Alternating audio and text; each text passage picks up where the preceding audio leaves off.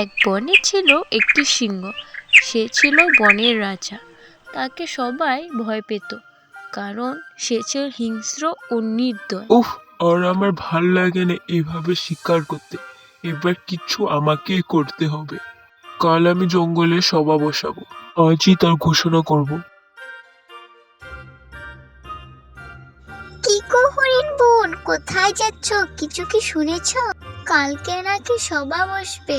কি যে করব আমি বুঝেই পারছি না। তুমি ঠিকই বলছো, কোনো ভরসা নেই ওই দুষ্টু সিংহের। কিন্তু আর কি করা যাবে? কালকে তো সবাই যেতেই হবে, কারণ সিংহ আমাদের রাজা। পরের দিন সভা বসলো।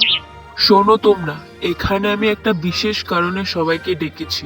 তোমরা যদি বনের নিরাপত্তা চাও, তাহলে প্রতিদিন করে তোমাদের থেকে যে কোনো একজনকে আমি শিকার করব।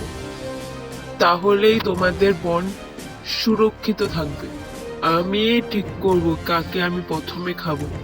না না মহারাজ, এটা কিভাবে চলবে?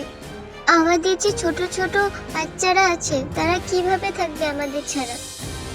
শোনো তোমরা, এখানে আমি বনের রাজা, তাই সব আমার কথাই চলবে।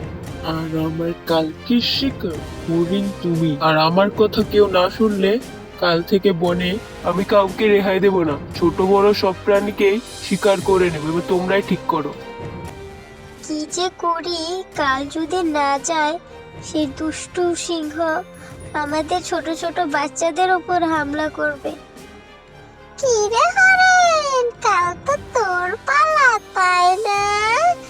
এখন থেকে রেখি হয়ে থাক। কালকে তুই তো বনের রাজার পেটে যাবে রে, ঠিক না?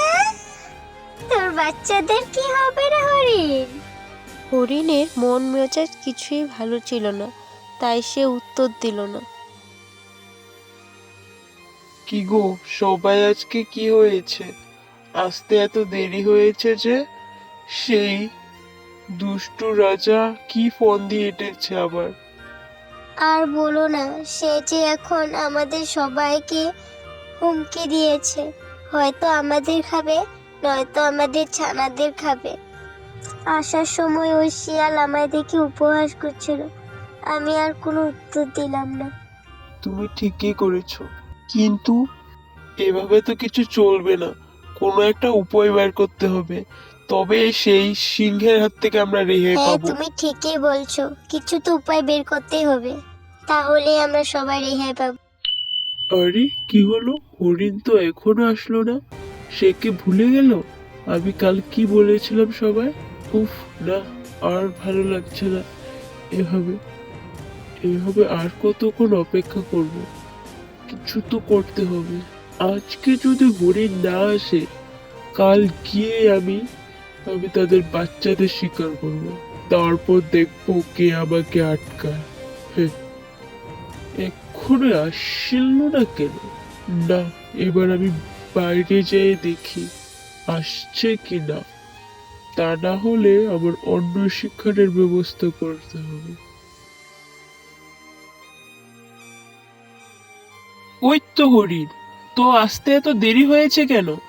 আমি জানিস তোর জন্য কতক্ষণ ধরে অপেক্ষা করছি।